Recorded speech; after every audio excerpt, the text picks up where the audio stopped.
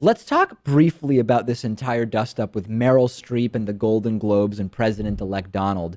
After receiving an award at Sunday night's Golden Globes, actress Meryl Streep gave this speech where, without mentioning Trump by name, she slammed Trump for making fun of a disabled reporter, Serge Kovaleski. Here's a quote from Meryl Streep where she said, "There was one performance this year that stunned me. It sank its hooks in my heart, not because it was good. There was nothing good about it. But it was effective and it did its job. It made its intended audience laugh and show their teeth.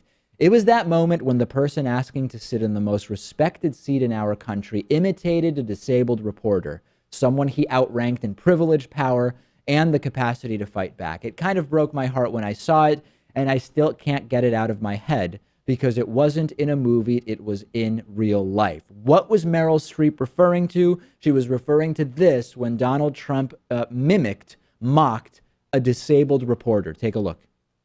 Written by a nice reporter. Now the poor guy, you got to see this guy. Oh, I don't know what I said. I don't remember.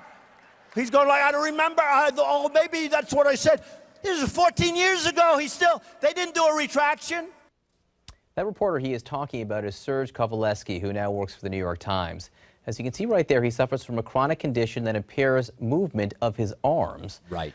A Times spokesman says they find it outrageous that Trump would ridicule the man's appearance. So, President-elect Donald Trump, instead of saying, hey, you know what, I was wrong to mock him, denied it and fired back at Meryl Streep on Twitter. 3 tweets back to back that Donald Trump sent out. We will start with the first one here, where Donald Trump said, "Meryl Streep, one of the most overrated actresses in Hollywood, doesn't know me, but attacked last night at the Golden Globes." Going on to say, "She is a Hillary flunky who lost big for the 100th time. I never mocked a disabled reporter, would never do that, but simply showed him groveling when he totally changed a 16-year-old story that he had written in order to make me look bad. Just more very dishonest media."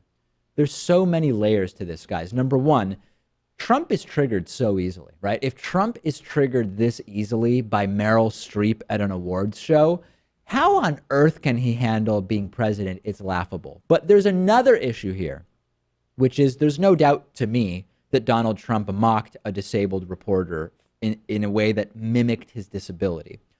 But the broader story is Trump mocks people. That is a broader issue that's not being discussed, which is, yes, this particular mocking of Serge Kovaleski is absolutely deplorable and horrible.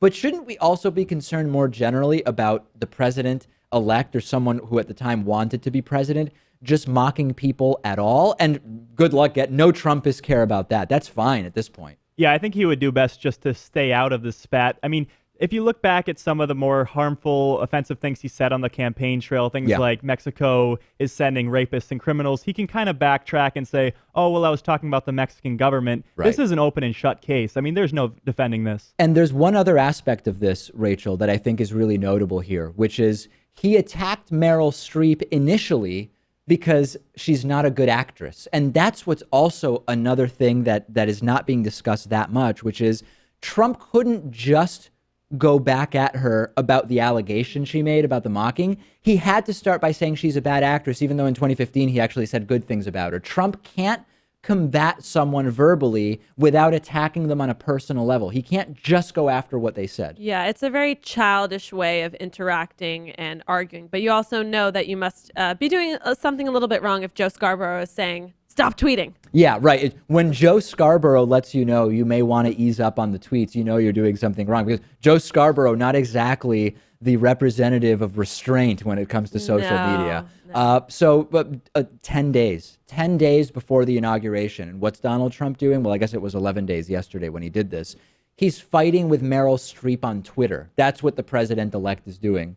Trumpists, explain to me how this is a good use of the president-elect's time and energy. Thanks for watching this video. Before you watch the next one, remember, we're raising money to expand the David Pakman Show Big League, as well as expand progressive activism. Go to davidpakman.com/donate. Donations of any size are much appreciated.